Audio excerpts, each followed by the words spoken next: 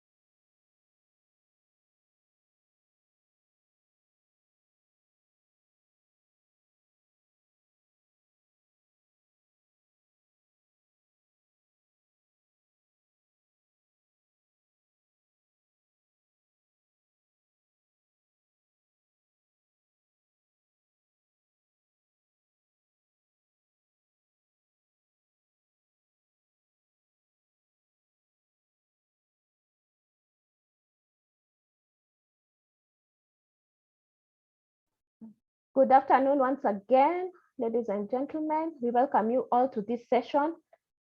And I hand over to Professor Nelly Mugo. Karibu sana to chair the session and tell us more about this groundbreaking work that has been going on HPV vaccine. Karibu sana, Prof. Hello, good evening. I'd like to thank everybody for joining today. I'm trying to work on my, I can usually do this. I think I need to, just forgive me. I need to stop that. I had two screens running. That's perfect. We can do this. Okay.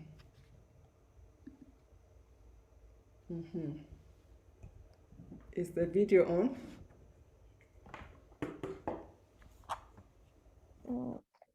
The video is off. Okay. Now it should be on.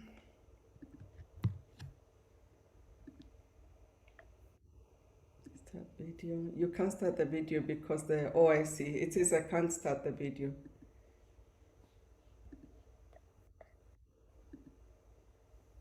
But I can screen share. You can see our screen. Yes, you can. Okay, all right. I think that's good enough. I'm not sure whether the video is on or not. But I'd like to start by thanking everybody who's taken their evening to listen to our presentation.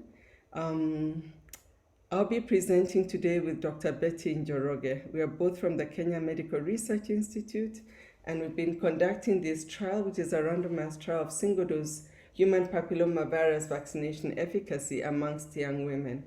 Dr. Njoroge will present the first half, and I will present the results. So, Dr. Betty, please come. And I think there's a way I can co-share. Are you able to move the slides, Dr. Betty?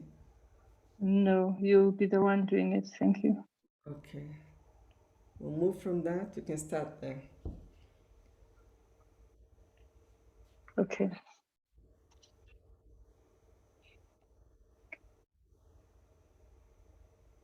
So good afternoon, everybody.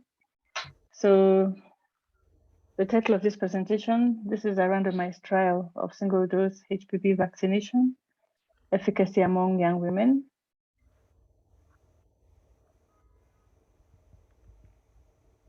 And these are the study partners.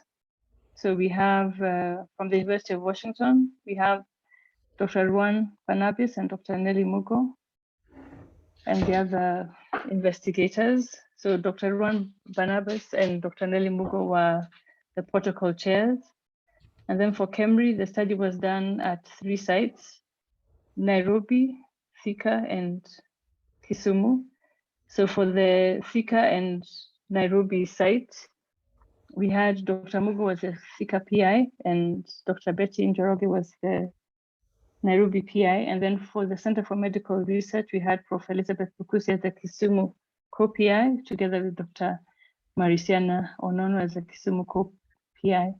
Dr. Marisiana Onono was also the country director, and she was in charge of all the operations for the 3 sites. And so she practically led the operations of the clinic. And then we had the French Hudson Cancer Research, where we had Dr. Elizabeth Brown, Prof. Deborah Donnell, Prof. Denise Galloway, Dr. Leah Pinter, who were responsible for the laboratory analysis, together with Scott McClendon, who was for the University of Washington Mombasa lab. Thank you. I'm having problems. Can do the next slide, please. Yes, so the outline of this presentation will give the background, the aims, methods, results, and discussions. And I'll give the first half and then hand over to Dr. Nelly Mugo.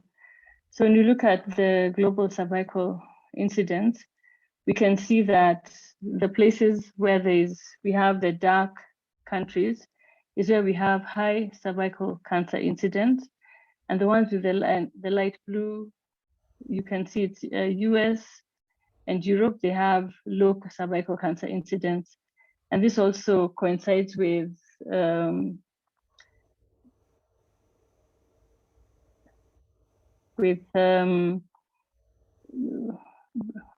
provision of HPV vaccine. So you can see in Africa, we have low provision of HPV vaccine. Not many people have been vaccinated. And we find that the incidences of cervical cancer in Africa is quite high. And also in Kenya, it's also quite high.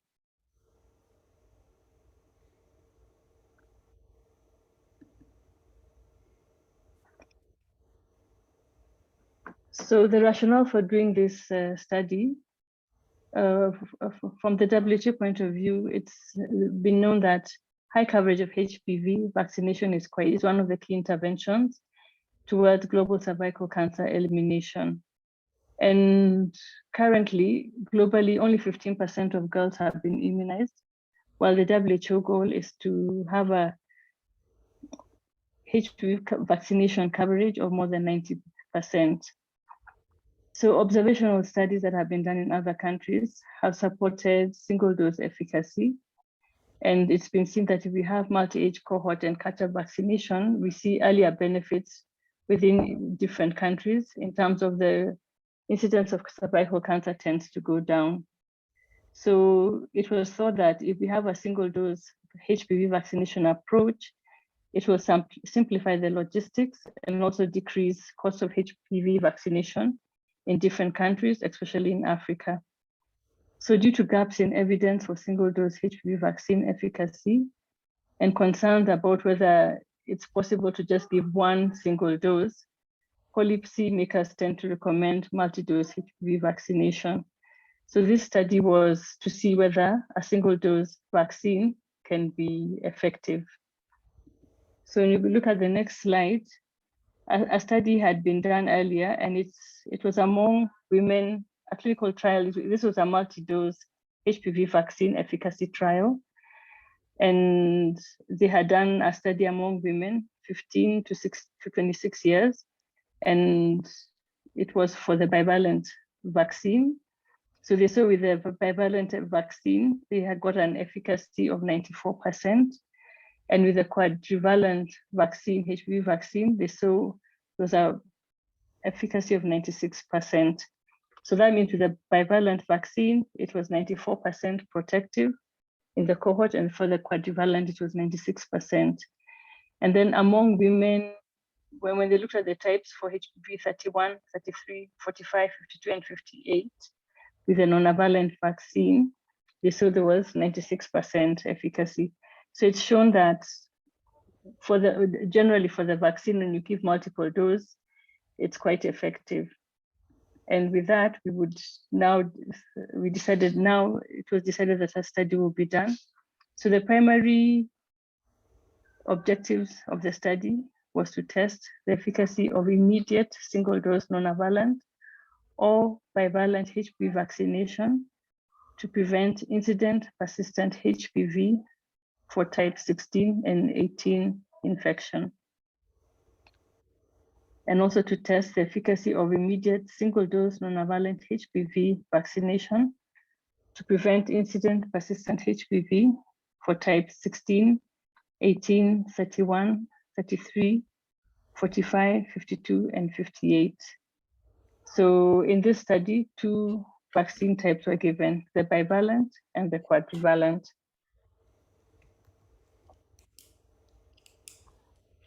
So this was, for the study design, this was an individual randomized double-blind control study, and it had 3 arms.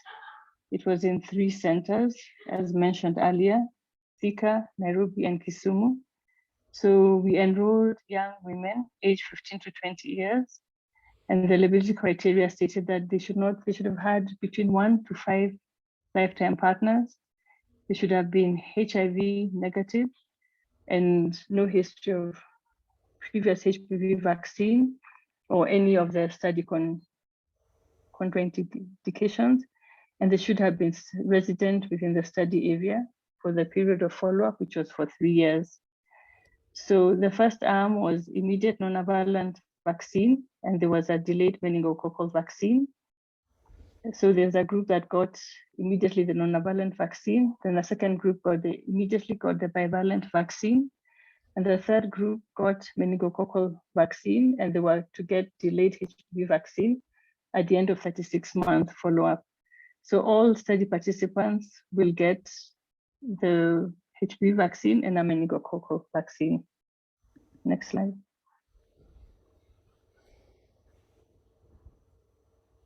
So we enrolled a total of 2,250 women, and each arm was to have 750 women.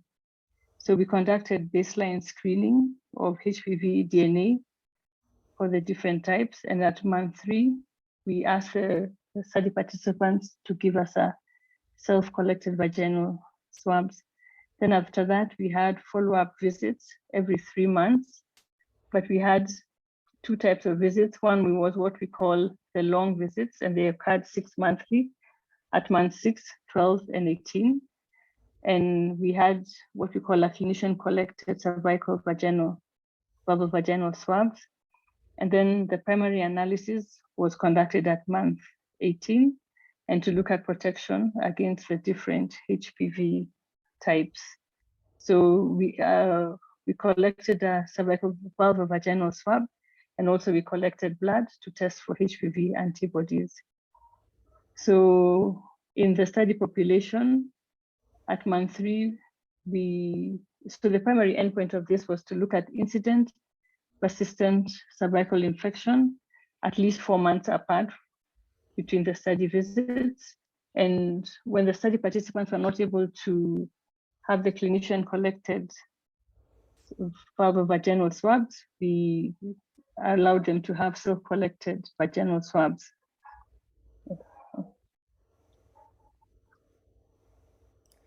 Okay. So I think I'll hand over to Dr. Mugo. Okay, thank you, Dr. Betty Njoroge, Yes.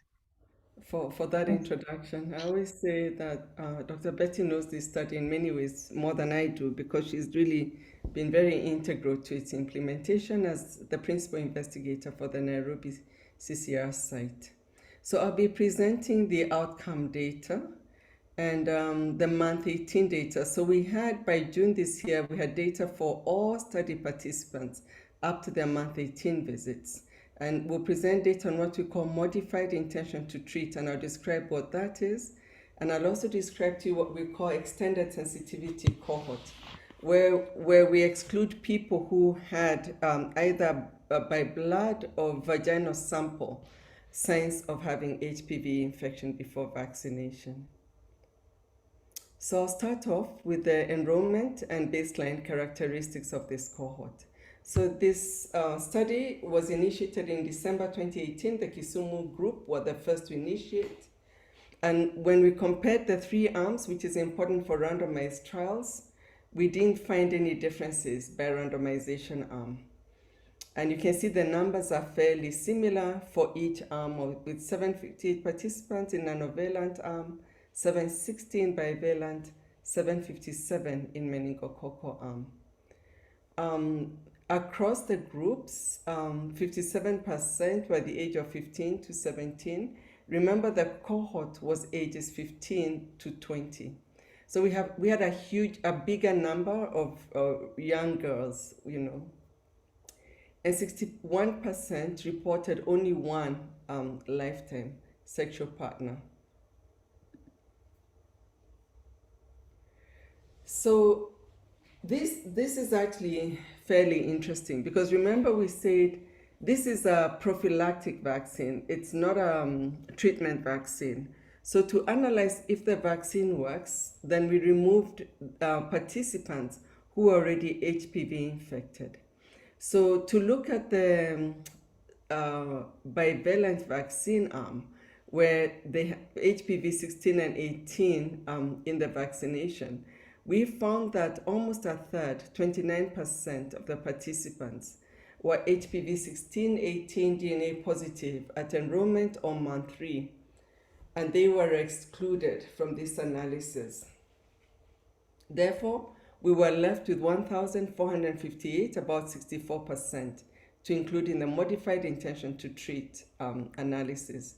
Another 7% did not have complete baseline data and therefore could not be included. We had estimated about a third of the participants, because they're sexually active, would be HPV infected. So this was not outside our expectation. But I think you'll agree with me that this is a high number of infections of high-risk HPV type in populations of our young women. The modified intention to treat for the nanovalent vaccine, which covers these 7 types of high-risk HPV, about half, 52% of participants, were HPV DNA positive at enrollment on month 3 or antibody positive at enrollment, and were excluded from analysis, leaving us with about 41% of participants in the modified intention to treat analysis for this cohort. The bivalent vaccine group was not included in this analysis because a bivalent vaccine does not include these HPV vaccine-specific serotypes. One of the things that's really amazing and really reflects the quality of work done by our 3 clinical trial sites was the retention at month 18. And I think you agree with me, being able to continue seeing up to 94% of the cohort of girls ages 15 to 20 for 18 months is a feat, and the team deserves to be well congratulated. And this was also in the context of COVID. And actually for the Thika team, last year around March, our participants couldn't even cross over. So the team had to be very innovative to collect the swabs, which are the basis of our endpoint for HPV infection. 6% of the swabs were self-collected, and actually at one point we started using courier services to send swabs to the girls and receive them back. So, and you can see the time between swabs is similar across the arms. It's about 5.8, 6 months, which is what was intended during protocol. I find this slide equally interesting. In the cohort who received the bivalent vaccine, you can see that there isn't a difference in having a current sexual partner across the 3 arms, and this is important. Equally important is that there's no difference in chlamydia infection, and actually pretty high, about 20%, a fifth in each arm had chlamydia at enrollment, and we know chlamydia causes infertility. So this is a real cause of concern. It's another ongoing global epidemic. And there's no difference across the arms, telling us that they're all equally sexually active and that they didn't have differences in their sexual risk behavior. Again, gonorrhea was between 7 and 6%. You can see we had very high rates of pregnancy in spite of providing contraceptive on-site across the 3 study arms. In the group that received nanovalent vaccine, again, we see comparing to the meningococcal arm, about 80% had a primary sexual partner, and reflecting the same number of chlamydia infection, gonorrhea, and pregnancy incidence in both arms. So I'll go through the results. And we were very, very excited to see this data when it was first presented to us by the statisticians, and we were unblinded.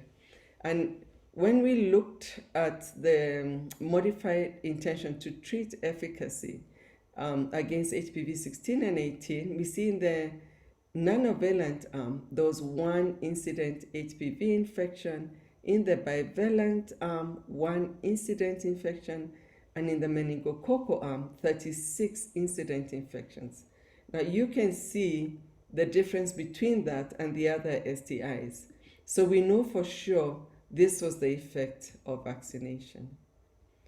This was the incidence rates and the vaccine efficacy. And I just want to say something about vaccine efficacy, which many may know, mostly pediatricians, that vaccine efficacy compares the incidence of disease amongst vaccinated and the unvaccinated as a ratio. It doesn't speak to the percentage protected, because you can see 1 out of 496 is not 97.5%.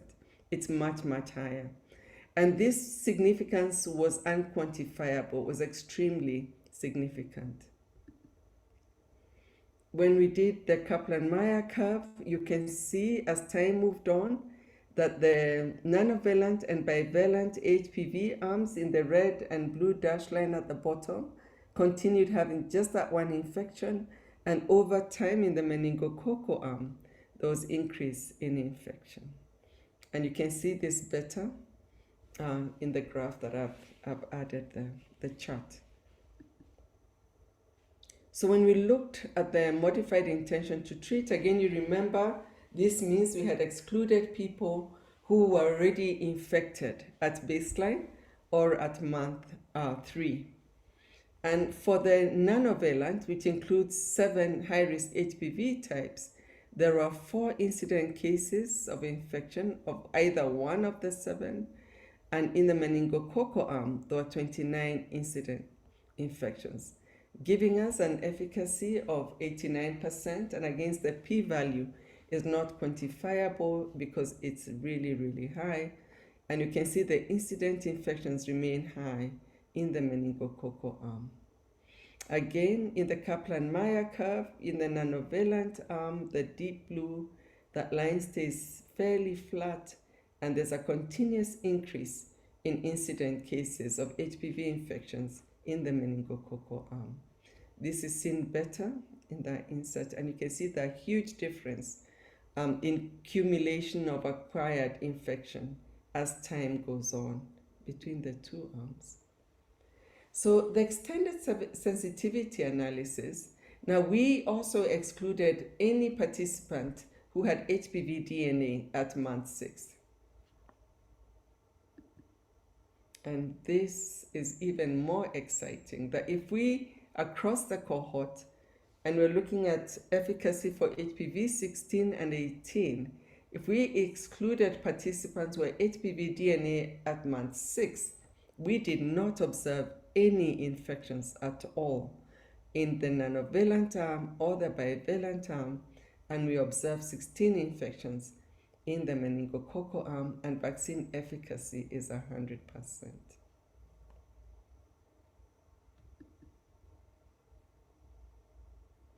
This is when now we looked at the additional 7 high-risk types in the nanovalent, and in this we only compare nanovalent and meningococcal, and we saw 1 incident infection which we are evaluating, and if I'm not wrong, I think it occurred just after month 6, and the vaccine efficacy was 95%. So I know with all the social media attention on vaccines, we've seen a lot of anti-vax messages about vaccines. So we also collected safety data. And when we looked for any vaccine-related serious adverse events, we did not see any across all arms, including meningococcal arm. But, you know, non-vaccine related, you can see, because life happens. Women gave birth, they got admitted, which are serious adverse events, is admission to hospital. Some were injuries, some had social harm, and some experienced some mental health issues. So, from our data, we find that adolescent girls and young women were effectively protected from HPV infection over the first 18 months post-vaccination, with a vaccine efficacy of greater than 97%. And if you remember when Dr. Betty presented earlier, the vaccine efficacy for bivalent for 2-dose, 3-dose was between 94 to 97%. So in keeping with licensure trials for 3 doses. Of note, the 9-valent high-risk vaccine types HPV incidence was very high, with 9 per 100 women years. And this was higher than other previous vaccine trials. So what we're seeing is that even in the context of this sexually active cohort who already had baseline infection, the vaccines were protective. We did this work with a rigorous design, very high fidelity to the protocol. The teams did amazing work. They've been commended greatly by the DSMB, very high retention rates for this population or any population. And we had very clear ascertainment of outcome, which was persistent HPV infection. We got very strong evidence that single-dose HPV vaccine is efficacious. The next step in our work, we proposed to do a blinded crossover vaccination to evaluate for durability, and because we also committed to making sure that all girls get HPV vaccine. If we hadn't seen efficacy, we'd have double dosed everybody, given them all 3 doses. Now that 1 dose has worked, the girls who had HPV vaccines will get meningococcal vaccine, and the girls who had meningococcal will get the nanovalent vaccine. None of this work is done without a very big team. One, for the study participants, the funders with the Bill Melinda Gates Foundation, Fred Hatch, KEMRI Kisumu, KEMRI Thika, KEMRI Nairobi, the laboratory in Mombasa, and our statisticians at the University of Washington, and the data managers at DFNet. So Betty and I welcome questions or comments. Thank you.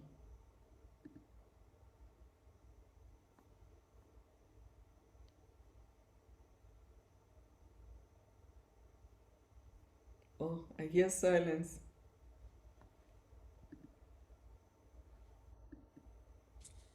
Thank you, Dr. Nelly. This is Dr. Witty. Yes, thank you. Hi, Dr. Witty, how are you? I'm very well and very, very proud of you and the team. Thank you. That was a very interesting presentation. I think I managed to get all of it.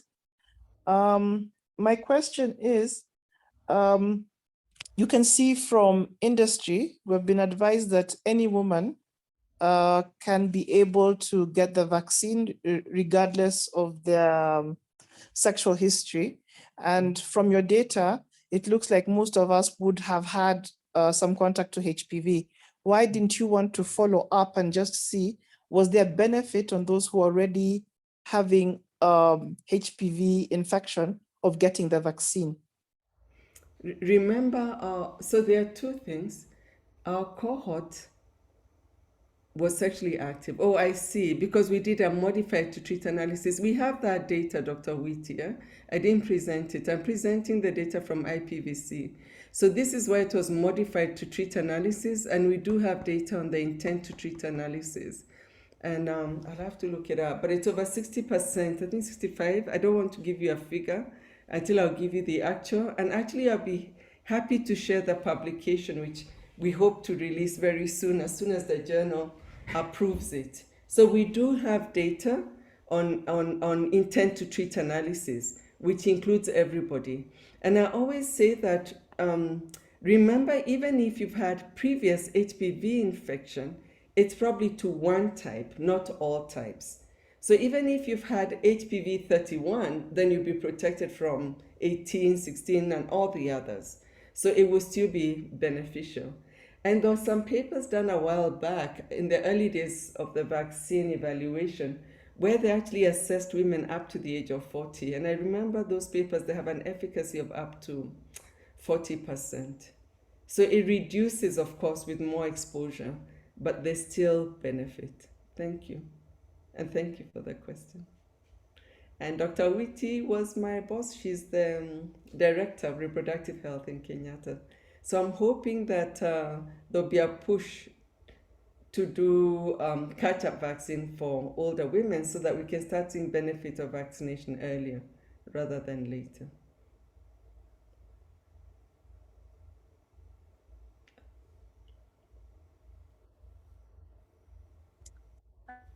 Good evening. This is Dr. Inwani. Congratulations, team. I'm truly, truly proud and excited about the results. Just one question, maybe I missed it. Did you analyze by the HIV status, or did you check the HIV status before the vaccine administration, and what did the results look like if you analyzed for it? Thank you. Thank you, Dr. Inwani. We purposefully excluded HIV-infected girls. We've done, at Thika, we've done some work on the 3-dose vaccine amongst HIV-infected children ages 9 to 14, and we've evaluated the immunogenicity data up to 4 years of follow-up, and we'll be re-enrolling them early next year to look at their 9-year follow-up data and efficacy. And what we found in that cohort, using 3 doses, which is what is advocated for HIV infected, that children who were not immune suppressed retained their immunogenicity, but children who were not immune suppressed did not do as well. But we will have better data when we reassess that cohort. So nobody has done any work on 2 doses for HIV infected. So we felt it would be a deep dive to do 1 dose for HIV infected. And the world has been, I think amongst the HPV community, there was a lot of doubt about whether or not 1 dose would work. So I think this was just groundbreaking proof of concept. Is 1 dose, even in this population of older girls outside the current prescribed age for 2 doses, moving to 1 dose with older girls, would this work? But I agree with you, and I think maybe it's time. Somebody did some work with lower doses amongst HIV-infected women, young women. Professor Mugo, we have Prof. Walter Jaoko who had his hand up, and then I've seen a number of questions in the chat that I will go to after Prof. Jaoko asks his question. Prof. Jaoko, did you have a question?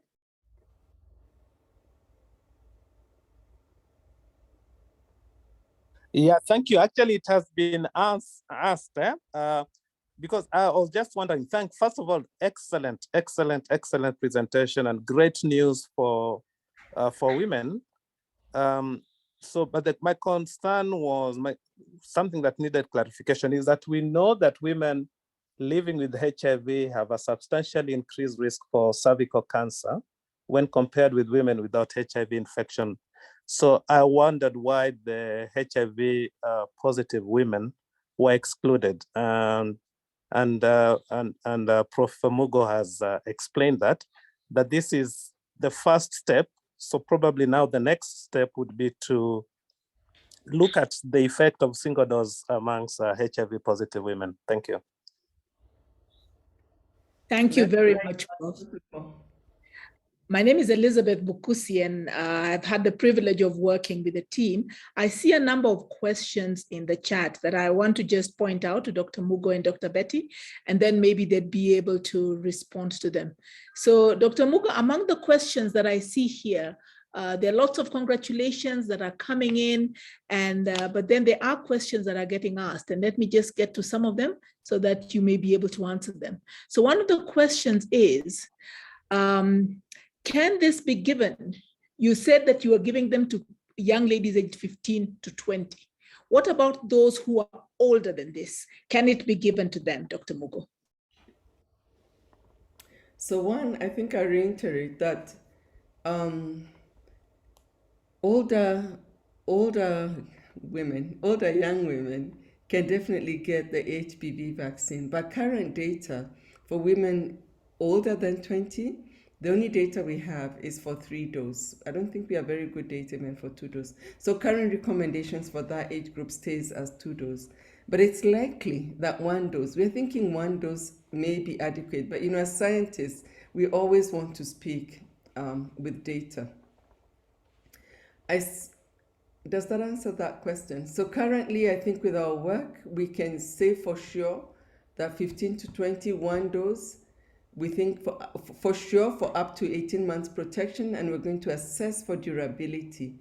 That said, I like to reiterate that there's actually published data, and Busa and his group from India, Iraq, published their data. They had a cohort of 4,000 girls from their implementation project, their demonstration project, who ultimately received 1 dose, and they've been following them. And they've recently published data to show that that cohort remains protected 10 years. So another question, lots of congratulations here. The other question that is being asked is, what about those who have other chronic problems? That's being asked by Boniface. I'm not sure what other chronic problems they're referring to, but Boniface is asking, what about those with other chronic problems? I suspect the question is, can they also get vaccinated? I think this is coming to exclusion criteria for HPV vaccine or for vaccines in general. And I don't recall, unless you have sensitivity to the base of the vaccine, known sensitivity. We did not exclude anybody. And even amongst the cohort I talked to about the HIV infected cohort, we enrolled people who got TB, were immune suppressed, and they had and the vaccine continued to demonstrate very good safety profiles. So I think all data I've seen on this vaccine continues to show very high safety profiles. And currently, I think there are over 100 million doses that have been given globally. Thank you, Dr. Mugo. Dr. Walong is talking about the boys and asking, he's saying, I hope the next step, boys may be included, including assessment for low risk HPV types. Oh. When is Dr. Betty going to speak? So I'll answer this one, the next one she can take up. Actually, there's a lot of advocacy for gender neutral vaccination. So Australia was the earliest adapter for HPV vaccination. And they started off with 12, 13-year-old girls. Then they went to gender neutral, meaning they included their boys. And then they did a catch up to age 26. And quickly, the first thing that you observe that they have published in their data, they've shown, very quick reduction in genital warts, because genital warts take up to 3 months to occur. Cancer takes up to 10 years and HPV infection somewhat faster. But warts are the earliest endpoint that you can look for this vaccine efficacy, and has definitely been beneficial. And I encourage people to take their boys. In fact, I say for birthday gifts, Christmas is coming, please take the boy you know or the young man to get their HPV vaccine. Very nice, Dr. Mugo. As they take the boys for a Christmas present to get an injection, I hope the boys will appreciate it. Dr. Kyo is asking about, he's saying, please clarify, and Dr. Betty, feel free to jump onto this one. Please clarify if analysis is planned for efficacy of the bivalent vaccine against non-vaccine serotypes. Mm-hmm. So I think I'll just jump in. No. Or do you want to? No, you can go ahead. So there's been, for other vaccine analysis, I think what's the word for it? The cross protection. There have been publications showing cross protection depending on the group and genotypes that the group of HPV vaccines come from. And we haven't seen it, but we will look. Thank you very much. So another question that's coming across is, Dr. Betty, maybe this is a good one for you. Is HPV, whether low risk or high risk, is it sexually transmitted only? Is HPV, whether low risk or high risk, is it only sexually transmitted? No, not all of them. Not all of them are. Okay, there are 40 sexually transmitted types. And I think we can just say that whatever, it's not always transmitted sexually, because it can also be transmitted through semen or saliva. Yes, so it's not always sexually transmitted. So it can also be done orally. So it's good to note that. But the high risk ones are the ones 16 and 18 are the ones that are sexually transmitted. Which leads me to my next question, Dr. Betty. Someone's asking, what did you do to those who tested positive for gonorrhea and chlamydia during the study period? There were high rates, almost a quarter. Yes, sure. Had Yes, chlamydia. we treated them. Yes, so we treated them, and if any of them, we also requested that they notify their partners. So if there was a chance to bring in the partner, we would go ahead and treat. And we continue testing them for that. Yeah, we continue testing them throughout the follow-up period. I wonder if I could chime in on that also. Please do, please do. We also gave pre-exposure prophylaxis, and actually Dr. Bukusi's team has the highest uptake, which is good. So we've really paid attention to giving comprehensive care for this cohort. So they get a lot of sexual education training, they have access to contraceptive, and they are really talked to and counseled on HIV risk. They have access to pre-exposure prophylaxis. Thank you very much, Prof. Mugo. Dr. Bukusi, I think before you move, I think on the previous question regarding the sexual contact, it's everyone remembering that the HPV, you do not need sexual contact, even just a close contact.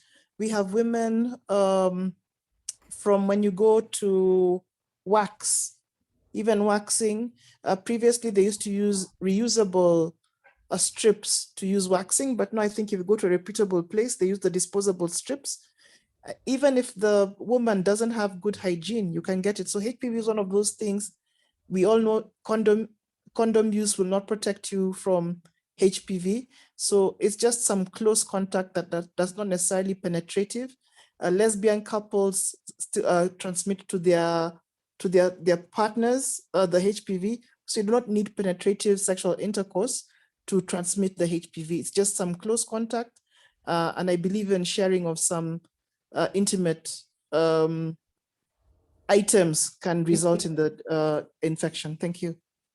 Very, very well stated, Dr. Witte. Indeed, it's called intimate contact. And intimate doesn't have to be penetrative sexual contact for HPV to pass from one person to the other. Intimate contact, objects that are used in intimate contact can also be sources of passing it on. And in fact, HPV is the most prevalent transmitted infection sexually and from intimate contact world over, much more prevalent than any of the other STIs that we're concerned about.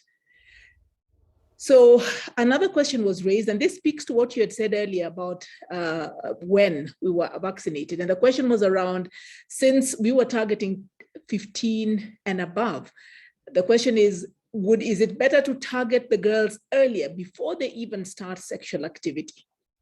Dr. Mugo, Professor Mugo, Dr. Betty, would you want to speak to that? So, Dr. Njoroge. Okay, I can chime in. I think, as we said, because this is a prophylactic vaccine, the best return on resources is pre-sexual. And I think that's why WHO, at the time when they did the initial guidelines, the WHO guidelines say the target population is 9 to 14. And actually, even now for public health facilities, if you take any 9 to 14-year-old, they can access HPV vaccine. And I was very pleased the other day to go to one of the Nairobi hospital centers and see a small A4 sheet written HPV vaccine is available for free. So my understanding is that government has extended the hand and provided this vaccine to private facilities.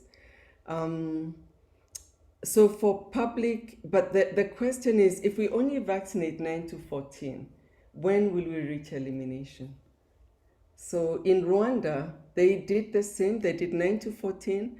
And then on public health policy, they did a catch-up from 3 girls. And they've actually published that data from Rwanda and Bhutan, showing that amongst that group of girls, when they screened their urine for HPV, very, very low rates of HPV. So this vaccine works really, really well. And maybe this is a good one for Dr. Njoroge. Prof. Dioko is asking, these were really high retention rates. Maybe people can learn from this. What was the secret to these really high retention rates? What were you doing? How do you end up with 95% retention over 18 months plus? Young women who are known to be really mobile.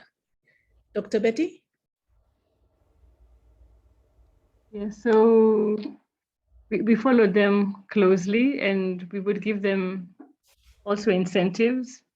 So apart from just giving them comprehensive care, we'd also give them some raffle tickets, encourage them that if you come on the day of the day of your appointment, we would give you some airtime, a little bit of airtime. And then we had what we called raffle tickets. So you could choose a bottle or a watch, something that wasn't more than 200 shillings, maybe a lotion that's worth 100 shillings. And when they would come into the clinic, we would allow them to watch the videos, but we did very close follow-up. Would call them just to talk to them. And I guess at different visits, there's the offer of a t-shirt, depending on what visit it is. Yes, but we've done very close follow-up, and maybe the small incentives worth not more than 100 shillings is what, or to maximum 200 is what we were giving them. And then we would have what we call she clubs, so they would come and maybe have conversations, offer them, maybe like during Valentine's, offer them to come in when they come into the clinic, maybe just have them be done some nail polish, small things that young girls like to have done to themselves, yes. So we are also quite impressed with the follow-up. Thank you. Great. So allow me to throw the kitchen sink at both of you, because I can see we are running out of time, so that you can answer whatever is possible. A number of questions, let me try and summarize them.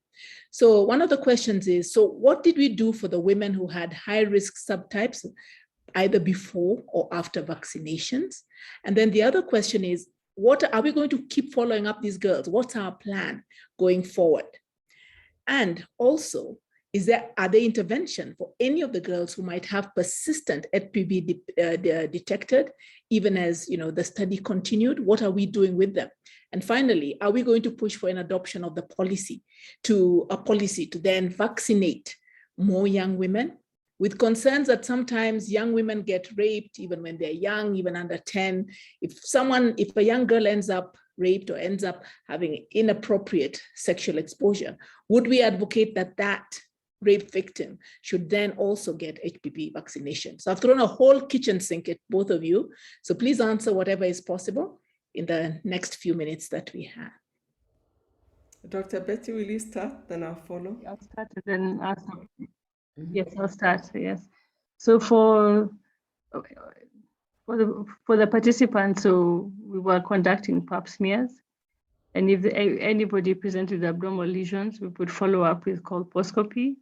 And if LEAP was required, it would have been done to the participants. So we do close follow-up. So if there's anything that's suggestive of further intervention, we are doing that. And then for follow-up, yes, we will continue following, because please know that we are halfway the study. It's meant to be 36 months. And this primary analysis was done at 18 months. So we still have at least one more year of follow-up with the study participants. And the DSMB has recommended now that all participants, the participants in the meningococcal arm, are to now get the HPV vaccine. So we'll start administering this as soon as we apply for an amendment. And the question of, even if somebody has been raped, whether we recommend HPV vaccination, yes, we do. Because when you go for the vaccination, they're not checking in the facilities, they're not checking whether you have persistent HPV infection. You're still being vaccinated, and it'll still be protective. So I'll ask Prof. Mugo to chime in. Thank you. Thank you, Dr. Betty. I think I'll start with the issue of, are we going to push adoption into policy? And I'll say that, as scientists, we provide data, and part of dissemination is hopefully to push policy too. And each one of you is an advocate. So we will not stop. We've already disseminated to the ministry. We've disseminated on a global level. We're disseminating on a regional level. And part of it will also be presenting the data to the SAGE, which is the WHO advisory group for vaccines, for them to look, and they'll be looking comprehensively at single dose data. There have been several trials. We're not the only ones, but we are probably one of the few that have HPV as an outcome. Others have done, there's one called the Doris trial, which was in Tanzania, Mwanza, that did the younger girls of 9 to 14, and another one which was in South America. So there are several other trials, and that data is being looked at together. So wherever you are, please advocate for girls to be vaccinated, for young men, and if you have policy, if you're able to push policy or talk to policymakers, we'll ask you to do the same. I think Dr. Betty has talked about the issue of persistent HPV. Remember, we were blinded across. We're only looking at this data now. So even now, we're not looking at individual HPV data, as Dr. Betty mentioned. For HPV infection, the majority of people with HPV infection, it naturally clears. So the problem is persistent infection. But the real problem is the persistent infection that changes the epithelium, the squamous columnar junction epithelium. And that's what the Pap smear will pick up. And we've been doing annual Paps and following up and treating anybody who's abnormal. So crossover is going to happen as soon as we have regulatory approvals. And then we have asked for funding for another follow-up of 18 months. And I think what would really be excellent is to be able to follow up this cohort for even up to 10 years. But that's all up contingent on access to resources to do so. And I think Professor Bukusi, I'm sure you can add more. Is Novella vaccine approved in Kenya? It's actually not even, I don't know if it's locally accessible. Somebody can tell us. I've looked for it in the market. I know we had, is Dr. Marisiana on? I know we were going to get some in. I think it is actually, from the email I saw. I just haven't seen outlets where they're giving nanovalent. But I want to say that the bivalent vaccine and even the quadrivalent work really well, because remember 16 and 18 cause up to 70% of cancers. Equally important. And they cause, for oropharyngeal cancers, so this includes men, it causes up to, I think, 60%, depending on which part of the oropharynx. That varies between 30 and 60. So it's Gardasil, the quadrivalent Gardasil is what's being given in government facilities, not nanovalent. Professor Bukusi, would you like to also add, please? No, I don't have anything to add. And thank you very much to Dr. Nkomba for providing that information. I think we are at the top of the hour. So unless there was any other question that someone had, otherwise, then I would want to turn it back to the hosts and just thank Professor Mugo and Dr. Njoroge for being available, and thank the KNH fraternity for organizing and enabling us to be able to share these results. And so I'd like to just turn it back to the hosts to be able to close us out. Thank you all very much for being available this evening. Thank you very much, Prof. And thank you so much for this wonderful work and the presentations. We've really had a very informative session, and we really do appreciate the work that has gone into this study. We thank you, our participants, for staying with us. For now, I think we'll call it, we'll bring it to a close. We thank those who have supported us in this, in being able to disseminate these findings and KNH research. Dr. Kimotia, we thank you very much for this opportunity. Have a good night all. Thank you. Good night. Thank you, everybody. Bye.